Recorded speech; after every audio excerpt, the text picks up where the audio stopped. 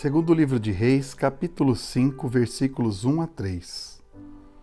E Naamã, chefe do exército do rei da Síria, era grande homem diante do Senhor e de muito respeito, porque por ele o Senhor dera livramento aos sírios.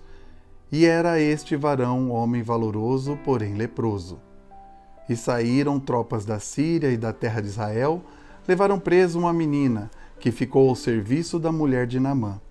E disse esta sua senhora: tomara que o meu senhor estivesse diante do profeta que está em Samaria, e ele restauraria da sua lepra.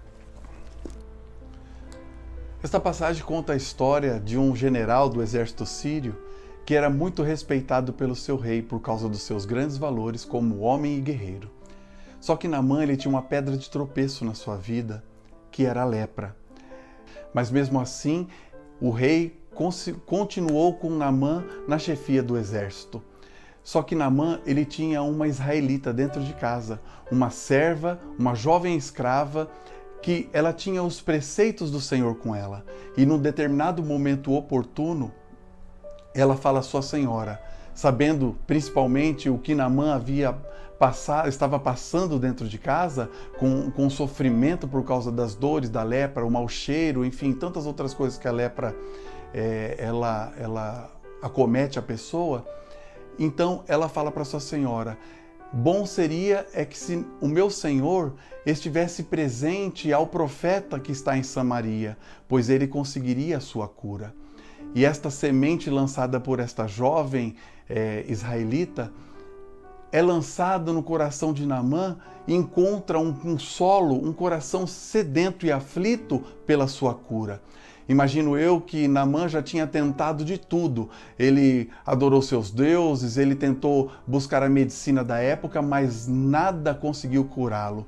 Então Naamã, ele pega uma carta de recomendação com o seu rei e vai até o rei de Israel.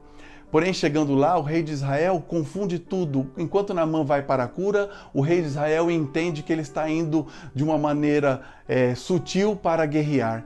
Mas o profeta Eliseu, ele percebe o que está acontecendo e acalma o coração do seu rei e pede para que Naamã venha se apresentar diante dele. Então Naamã, depois de uma longa viagem, chega até o profeta Eliseu. Mas olha que interessante, Eliseu não o recebe. Ele manda um mensageiro falar com Naamã. Olha só o que o versículo 10 nos diz. Então Eliseu lhe mandou um mensageiro dizendo: vai e lava-te 7 vezes no Jordão, e a tua carne te tornará e ficarás purificado. Imagina só.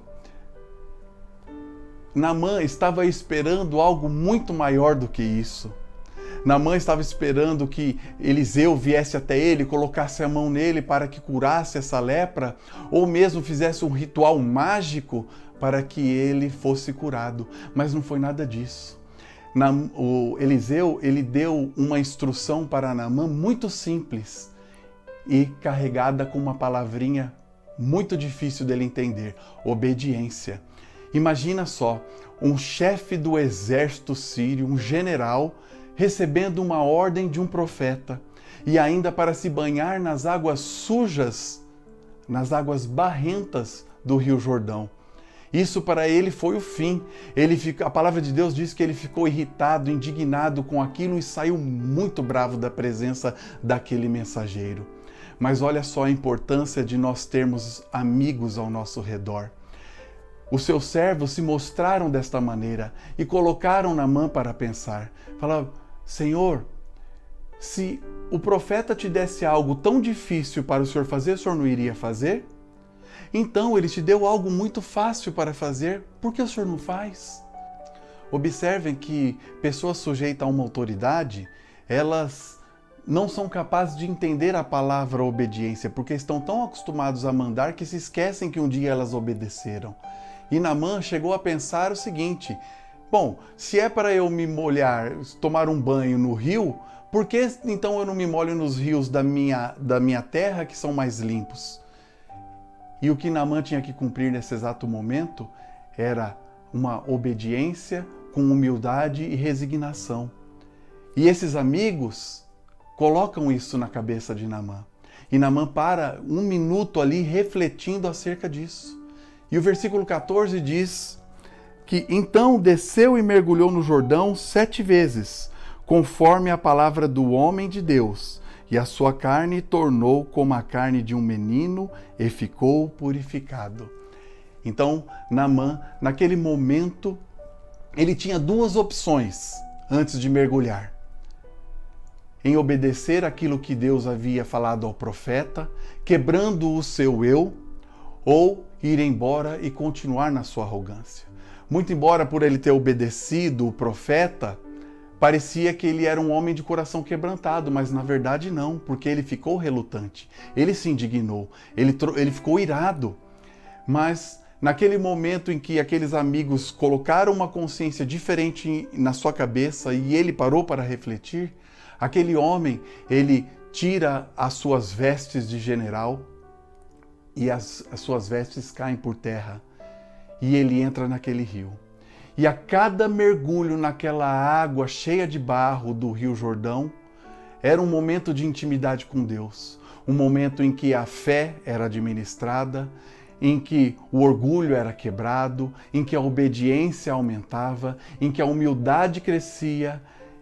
E no último mergulho, o mergulho da provação, ele levanta daquelas águas profundas curado. Olha que lindo o mistério de Deus. Deus, ele não está querendo receber a nossa patente. Ele não está preocupado com o que nós somos perante a sociedade. Ele quer simplesmente um coração quebrantado, um coração que se prostra diante dele e o adore em espírito e verdade e busque a cura de todos os males que afetam o nosso espírito, a nossa carne, tudo aquilo que nos cerca. E o que Naamã nos ensina com este exemplo? Ele nos mostra quantas lepras espirituais nós carregamos conosco todos os dias. E que nós temos que nos despojar destas vestes, dos paramentos que usamos lá fora e buscarmos e mergulharmos 7 vezes mais todos os dias das nossas vidas. A sua semana não tem 7 dias? Então todos os dias você mergulha na palavra do Senhor, você mergulha nas coisas de Deus, na oração. Busque isso, porque lá fora você já está capacitado, mas internamente como você está? Você não quer uma cura? Você não quer sair desse problema que você está enfrentando? Então você precisa mergulhar. Você precisa mergulhar nas águas profundas. E é interessante que quanto mais nós buscamos, mais nosso espírito tem sede de Deus, mais nós buscamos mais. E olha o que acontece com Naamã. Ele sai das águas curado e faz questão de voltar ao profeta para agradecer. Ele oferece presentes para o profeta, mas o profeta não aceita. E ele pede então se ele poderia levar ali as terras daquele lugar, encher sacos e colocar em mulas para que ele pudesse fazer um altar e adorar o Deus que passa a fazer um significado na vida dele. E ele abandonaria todos os deuses e só louvaria ao Deus de Israel. Hoje nós podemos observar que existem muitas pessoas muito bem resolvidas externamente. Alcançaram o concurso, ou a diretoria de uma empresa, são grandes empresários, são pessoas de destaque nessa vida e têm uma armadura muito forte, como daquele general lá fora.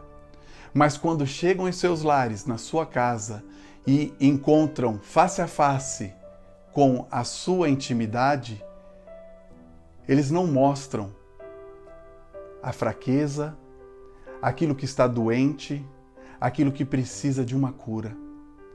E infelizmente esta armadura usada lá fora não está permitindo muitas pessoas a se ajoelharem, a reconhecerem como Naamã fez a Deus. Naamã, ele abandonou todos aqueles falsos deuses que não resolveu em nada o problema dele, não resolveram. E ele passa a adorar a Deus. Mas esta armadura de muitas pessoas não deixam. E infelizmente, enquanto elas estiverem abrindo mão de um gesto de humildade e de resignação e obediência a Deus, as coisas não vão mudar. A cura dessas lepras não vai acontecer. Afinal de contas, o general, por este ato de obediência, não deixou de ser general. Pense nisso. Que Jesus te abençoe. Amém.